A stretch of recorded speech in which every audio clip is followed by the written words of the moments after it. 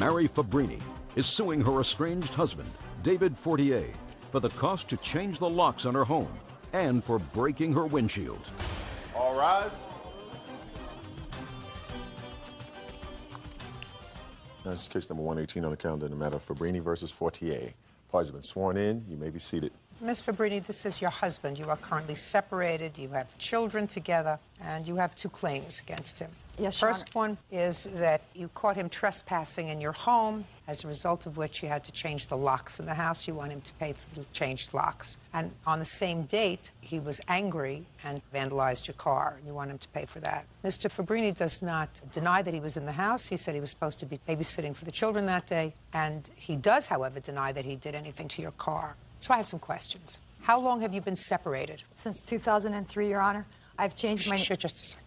Sorry. Are you legally separated? Yes, we are. I have separation papers here. Okay, so you have a legal writing, but there's never been a judicial determination of separation. Is that right? Yes. Is that right, sir? Yeah. How long were you married? Well, we've been together 16 years.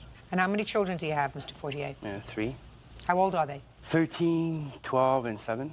Been separated a long time. Is there any reason why you're not divorced? I don't want a divorce. I mean, we pretty well set our life, and instead of, trying to make it harder, I'm trying to make it, get back together for the sake of the kids, not just for selfish reasons. Did you stay in the marital home, Ms. Fabrini? No. I signed over the 2 houses we owned at the time of marriage. I let him have them. I never asked him for child support. I'm the one who ended the marriage. I bought my own house in 2003. Okay, so the house that you say he was trespassing in... Was my house. Was your house, Yes, not the ma'am. marital home? No. And when was this, Ms. Fabrini? On June 1st, Okay, tell me what happened. I came home from work, and Mr. Fortier was sitting at my kitchen table, and I asked him how he got in the house. He obviously stole keys from me. I've never given him a set of keys to my house. Of course, he denies it. I don't know if you're still denying it, but... Well, just a second. So on June 1st, you found him sitting at the kitchen table. Yes. And what did he say to you when you confronted him? He denied the fact that he had my keys, and I asked him what he was doing in my house, and he was waiting for the children to come home. And I told him, you're not allowed in my house unless I invite you in. So he refused to give. We had an argument. I kicked him out, so he was kind of like angry with me. And what happened? He left, and I just forgot about it, did my own thing with the kids. And that night I went to bed, and the kids told me... Don't tell me what the kids told you, because that's hearsay. Well, the next morning when I woke up, the windshield in my car was smashed. So I figured he did it. You have any proof that he did it? Yes, Your Honor, I do. I'd like to hear the proof. I have a witness. Witness's name? Sabrina Weeks.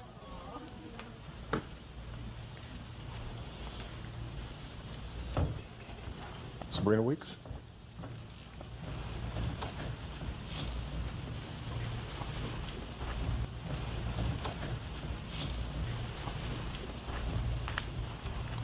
Raise your right hand. Do you swear to tell the truth in these matters? Yes. Can't hear you. Yes. Sabrina, how old are you? 12. And how do you know Miss Fabrini? Her daughter. My daughter. She's her best friend. Okay, is that how you know each other? Yeah. She sleeps over at my house all the time. Okay, were you sleeping at Miss Fabrini's home on June the 1st? Yes. Did you witness anything with regard to her car? Yes. Tell me what you saw. Okay, I was sleeping over, and we were sleeping, and me and her heard a loud crash, and we went to look at the window, and we saw Dave with a crowbar over by the car. And you're sure it was Mr. Fortier? Yes. Mr. Fortier, how did you get into the house on June the 1st? Well, I had keys. You had keys. Where did you get the keys from, sir? Well, I had them from, she gave it to me to come and babysit. Sorry, Your No, Honor. stop. Miss Fabrini, don't say anything. Now, Mr. Fortier, do you pay child support for your children? Well, no, but... The answer is no. No. Why not? Well, I still pay for stuff around her house. What do you pay for regularly? The car, her car insurance. Your Honor, Do you not pay child support, sir, because your wife never asks you for child support? No, well, she should have asked. If she wanted to, just ask. Mr. Fortier, put your hand down, please. Do you have a lawyer in this matrimonial proceeding? Right now, no. Mr. Fortier, do you know my background? What kind of work I used to do before I did this work? No. I was a judge in the family court, and I was in the family court for 25 years. And you don't have a lawyer, so I feel comfortable about giving you this advice. It's both personal advice and professional advice, sir. And I don't know whether anybody's ever said it to you. You look like a very nice man, but you look like a sad man because you don't have your family with you.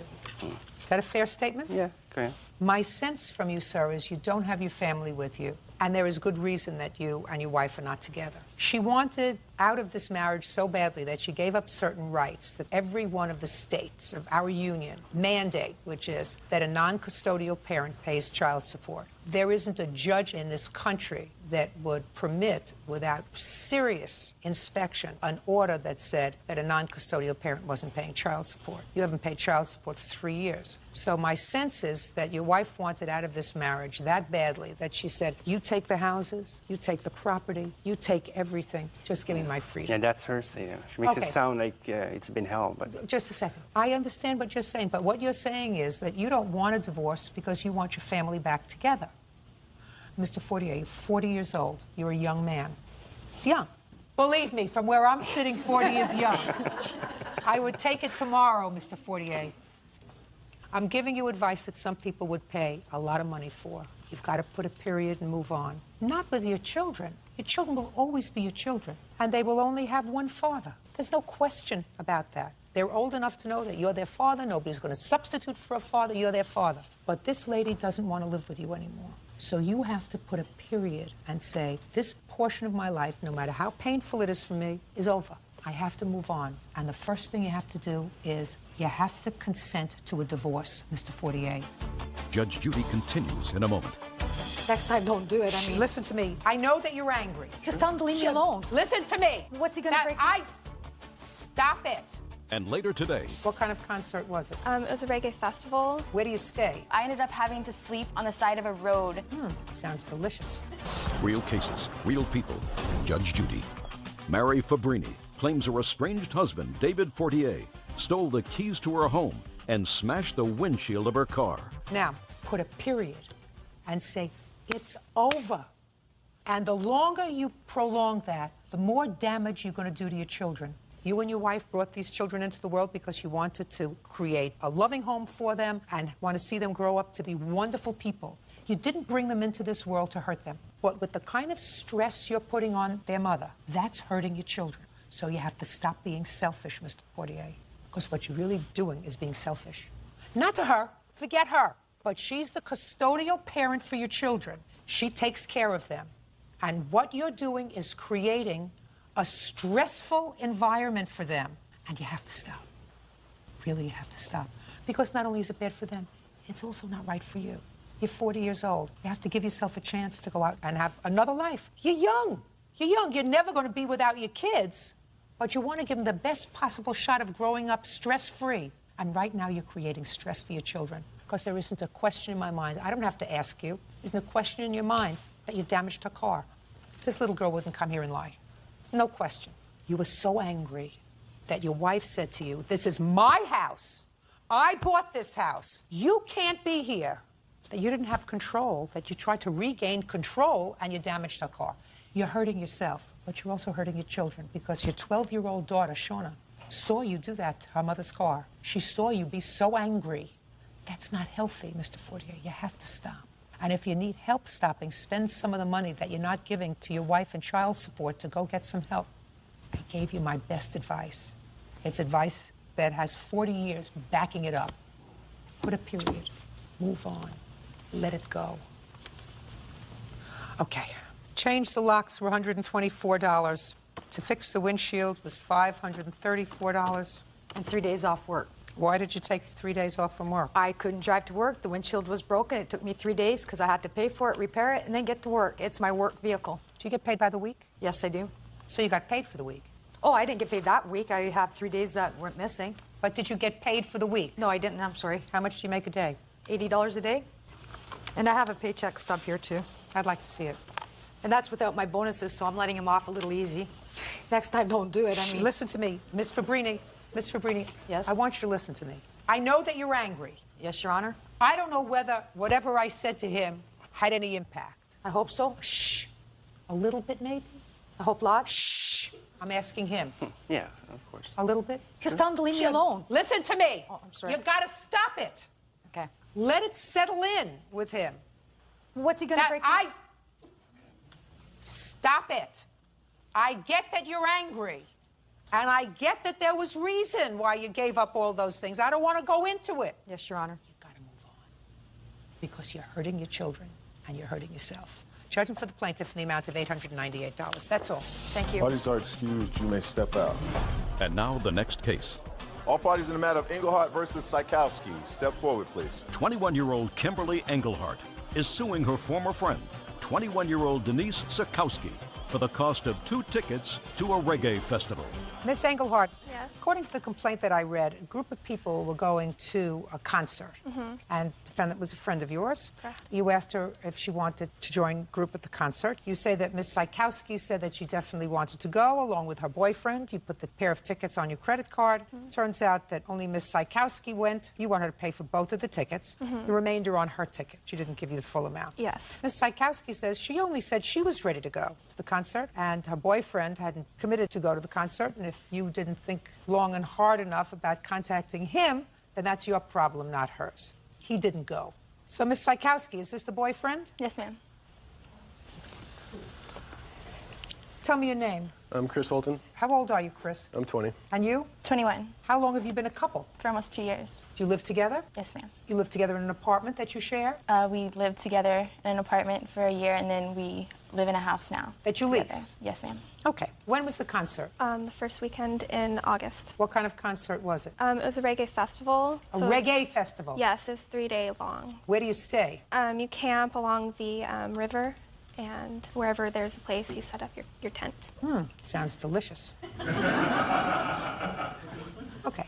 Now, Miss Sikowski, when your friend, Miss Engelhardt, discussed it with you, tell me what you said to her. Well, first of all, it was all 4 of us at my apartment, and 4 of you, including this gentleman? yes, ma'am. That's your boyfriend. Yes. And she asked us, she had already paid for all 4 of the tickets. And I said that that sounded lovely, and I wanted to go definitely. And Chris said that it sounded good, but he could not commit to it because he didn't know his financial state right then and if he had other plans going on. Is that what he said? I am not exactly sure what he said, but I remember that she agreed to wanting to go. She said she wanted to go. Did she say she or they? She said she wanted to go, but later on, before the concert started, she told me that they were both going to go. When you say before the concert started, when did she tell you that they were both going to go? Maybe it was in July. In between this first conversation, which was in what month, by the way? The first conversation at your house. I believe it was in May. Between May and July, had you tried to sell either one or both of these tickets? No, I didn't, because I assumed that she would like to purchase the ticket, if not both of them. Okay. But it wasn't until July that she told you they were both going to go? Yes. Okay. That's all I want to know. Mr. Holton, Yes. tell me about your plans to go to this concert, sir. Well, I never really had any official. Look at me.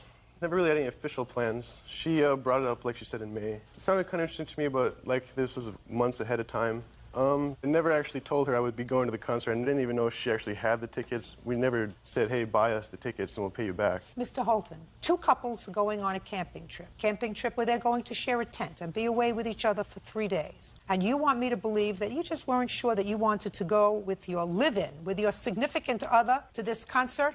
Just because. Well, I mean, honestly, Judge, don't put your hand up. I'd like him to finish. in all honesty, I never really wanted to go to a reggae festival. I'm not really into reggae music. Did you tell that to your live-in? Yeah, I don't think I really explained it to her that I wasn't going to go, but Well, I I never... want you to explain to me what you explained to her, sir. If you didn't explain to her that you weren't going to go, Well, I how didn't- did you think somebody was going to read your mind that you weren't going to go? Well, she wasn't trying to sell me a ticket. The plaintiff here is trying to sell a ticket to somebody that didn't want a ticket. Now I'll hear you. From the very beginning, Chris never said that he was going to take this ticket. He said it sounded like a good idea, but he said that he would never commit to the ticket. Kim and I had talked about this several times about him wanting the ticket, and I told her several times that Chris was not going to take the ticket, and I told Kim, if she wants to talk to him about it, then go for it. Call him, because she has the phone number. I ended up going to this place by myself. I disagree with 30,000 people there. Just a second. You didn't go there by yourself. According to the complaint that I read and your answer, you picked up his ticket. And you went with his ticket and yours. So you took 2 tickets. Because it's $165, I would not want to leave under somebody's doorstep to be Why? taken. Why? Because that was What my did you, friend. What did you do with it? My intentions were to give it back to her What? because... Listen to me. You took both tickets. Is that right? Yes, ma'am. Both tickets. To give her one back. I don't care what your intention was. You took both tickets. It's $165 underneath somebody's doorstep. That's not the problem. The problem is you took both tickets. It would be my fault if it was lost in the first place. Well, what did you do with it? I took it with me, and I never found Kim. I tried calling her several times. I was there by myself. I ended up having to sleep on the side of a road because I could not find her to go camping with her, and I couldn't find her the second day. They wanted $80 for parking. I spent over $160 getting up to this festival, and then trying to find my friend. She never even called me to notify me where she was at or where her camping grounds were because we were supposed to camp together, and she never called me or anything. Who's the we? Myself, Kim, and her boyfriend. Just the three of you? Yes. Did you know that it was just going to be the three of you camping together? The day before that we left, I found out Chris wasn't going to go. Just to say, was that the first time you found out he wasn't going to go? It might have been a day before, but it was within 24 hours of the concert. Tell me who told you he wasn't going. Denise told me that he wasn't going. And what did you say to her? I said, well, what are we going to do with that ticket? Because, you know, it was intended for him. I hadn't tried to give it to anybody else because I was under the assumption that he was going until he had to do paperwork on the new house. Don't talk over me. Sorry. So what did she say? She told me that she was going to try to go up the next day because she had a lot of stuff going on. And I said, okay, that's fine. We would try to meet up at the concert. But what I didn't know was that there would be 20,000 people at this concert and that I wouldn't be able to find her.